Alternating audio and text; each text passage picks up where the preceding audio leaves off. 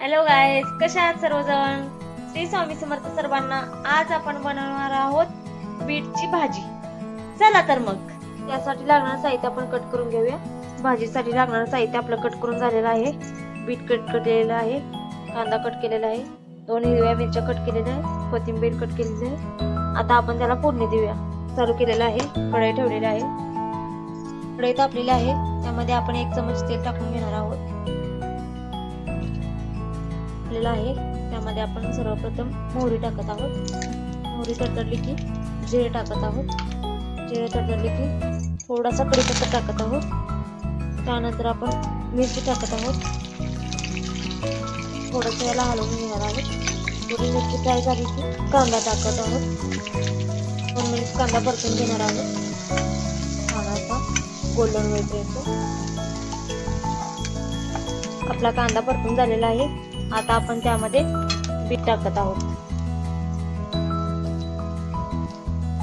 टाकून झालेलं आहे. आपण त्याला छान असं फ्राय करून घेणार आहोत 2 मिनिट. 2 मिनिटानंतर त्याच्यामध्ये आपलं बीट परतून झालेलं आहे. आता आपण त्याच्यामध्ये मीठ टाकणार आहोत चवीपुरतं. त्याला छान असं हलवून घ्यायचं सगळीकडून मस्त, आणि झाकण पण टाकून द्यायचं. आणि याच्यामध्ये थोडंसं पाणी ओतायचं. हे पाणी असं ताटामध्ये ओतलं ना, भाजी छान शिजते. भाजीत न पाणी घालता पण भाजी मस्त अशी शिजते आणि चवीला खूप छान लागते. त्यामुळे असे पाणी तुम्ही पण ओतत जावा ताटामध्ये. गॅस स्लो ठेवलेला आहे. स्लो गॅसवरती भाजी आता 5 मिनिट ठेवायची. 5 मिनिटांनी गॅस बंद करून द्यायचा. 5 मिनिट झालेले आहेत. आपण गॅस बंद करूया आणि भाजी अशीच ठेवणार आहोत, उघडणार नाही. गॅस बंद करून 5 मिनिट झालेले आहेत.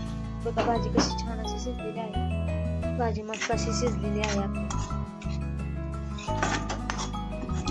आज हिरवी मिरची टाकून भाजी केली.